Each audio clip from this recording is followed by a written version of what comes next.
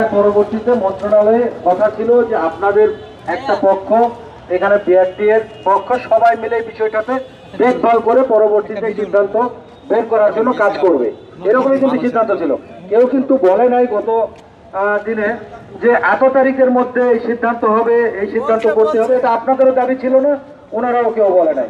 But এইটা একটা বিষয় ছিল যে আপনারা আবেদন করবেন, চেয়ারম্যান সাহেব কথা দিয়েছিলেন যে আবেদনটা উনি পৌঁছায় দেবে।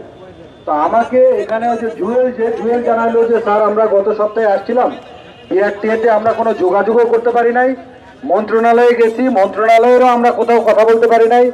আমরা টাকা পয়সা দিয়ে ঢোকার পরে কেউ আমাদের কোথায় চিঠি গেছে কিনা কেউ জানায়ও না, মানে চরম হতাশা। তা আমি জুয়েলকে বললাম যে ভাই তুমি এই জিনিসটা তো আমাকে জানাইতে পারতা, আমার থানাকে জানাইতে পারতা। পরে যাই হোক আমি বিআরটিএর চেয়ারম্যান স্যারের রুমে গেলাম, আমাদের পুলিশের লোকজন গেল, আমরা স্যারের সাথে কথা বললাম। স্যার বললো যে ভাই আমি নিজে গত বুধবারে নিজের হাতে এটা দিয়ে আসছি, ওরা যদি বিশ্বাস না হয় সচিব স্যারের ওইখানে যাক, যে এটা কনফার্ম করুক, এবং প্রতিনিধি দুইজন যাইতে বলছে। আর পরে বলতেছে যে আমি এটা দিব, একটা বলছি কথা, আমি চেয়ারম্যান হিসেবে আমি দিয়েছি, এটাও কেন তারা বিশ্বাস করতেছে না। পরে আপনাদেরই একটা লোকজনের সাথে, কিছু লোকজনের সাথে নিচে বিল্ডিং এর নিচেও দেখা হয়েছে, তাদেরকেও স্যার নাকি এরকম কথা বলছে। তো এইটা কিন্তু আপনাদের দাবির চিঠিটা অলরেডি মন্ত্রণালয়ে চলে গেছে, এটা আপনারা নিশ্চিত থাকতে পারেন। এরপরেও আমি আপনাদের কয়েকজন নেতা ঠিক করার জন্য বললাম। আমি আমার পুলিশের সিনিয়র অথরিটি, আমাদের যে অ্যাডিশনাল কমিশনার ট্রাফিক স্যার ছুটিতে, স্যারের দায়িত্বে যে স্যার আছে অ্যাডিশনাল কমিশনার, স্যারকে বললাম যে স্যার এই বিষয়টাতে আমরা পুলিশের পক্ষ থেকে ওনাদের পুলিশের উপরেও কিছু দাবি দেওয়া আছে, আমাদের সিনিয়র ম্যানেজমেন্ট আপনারা স্যার একটু কথা বলেন, ওনাদের দাবিগুলো শোনেন, কতখানি বাস্তবায়ন করা যাবে না যাবে এই বিষয়গুলো নিয়ে আলোচনা করেন। আমাদের স্যারেরা রাজি হলো যে ঠিক আছে তাহলে প্রতিনিধি ঠিক করে নিয়ে আসো, আমরা কথা বলবো। আমরা প্রতিনিধি ঠিক করতে না করতেই যাবে এরকম করতে করতে হঠাৎ করে রাস্তায় আপনারা বসে গেলেন।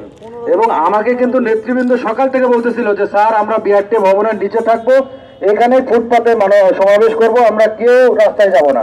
বাট সিচুয়েশন হঠাৎ করে নিয়ন্ত্রণের বাইরে চলে গেল। এরপরে আমরা বারবার আপনাদেরকে বলতেছি, পরে আমরা আমাদের স্যারদেরকে জানাইলাম, আমাদের স্যাররা বলতেছে ভাই রাস্তা বন্ধ রেখে এখানে আলোচনা, এটা তো একটা নতুন ট্রেন্ড শুরু হয়ে যাবে, তাহলে যে যার মতো রাস্তা বন্ধ করবে, বলবে দাবি না মানা পর্যন্ত রাস্তা বন্ধ থাকবে। তোমরা ওনাদেরকে অনুরোধ করো রাস্তা থেকে চলে আসুক, দেন এখানে আমরা আলোচনা করব, যেটা ভালো সিদ্ধান্ত হয় ও অবশ্যই একটা বের হবে।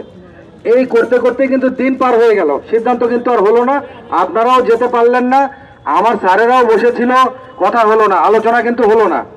এবং আজকে সারাটা দিন শেষে ভাই আমি এখন এখানকার পুলিশের নেতৃত্ব হিসাবে একটা জিনিস বলি, এই যে সারাদিন আপনারা কষ্ট করলেন, এর মধ্যে আপনাদের একজন নেতা, আমার যেটা তথ্য আসছে যে উনি এখানে গরমে অসুস্থ হয়ে এখন হসপিটালে।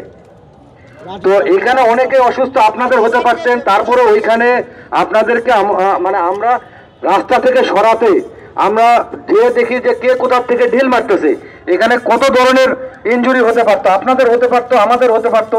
তা আমরা এটা কোনোটাই চাই নাই, আমরা চাইছি যে শান্তিপূর্ণভাবে আপনারা আসেন, এই যে এখন যেভাবে আসেন রাস্তাটা চলমান থাকুক, আমরা আলোচনা করি কোথায় গেলে সমাধান হয়। আপনাদের তো দাবি আছে, দাবির সমাধানটা কোথায় আমরা নিয়ে যাই। আমি তো সমাধান দিতে পারবো না, বাট আমি নিয়ে যাব, আমি কিন্তু রেডি ছিলাম, এইভাবে আমার অফিসাররাও রেডি ছিল। বাট এই জিনিসটা কিন্তু এই সারা দিন হলো আপনারাও কষ্ট করলেন, কোনো রেজাল্ট কিন্তু জিরো। এখন রেজাল্ট হলো জিরো। এখন আমার প্রস্তাব হলো যে আপনারা আপনাদের যে দাবি আছে এটাতে আলোচনাই করতে হবে। এছাড়াও যদি মনে করেন আপনারা কারোর সাথে কথা বলবেন না, আপনারা রাস্তায় থাকবেন, রেজাল্ট কিন্তু আসবে না ভাই, এটাই মনে রাখেন।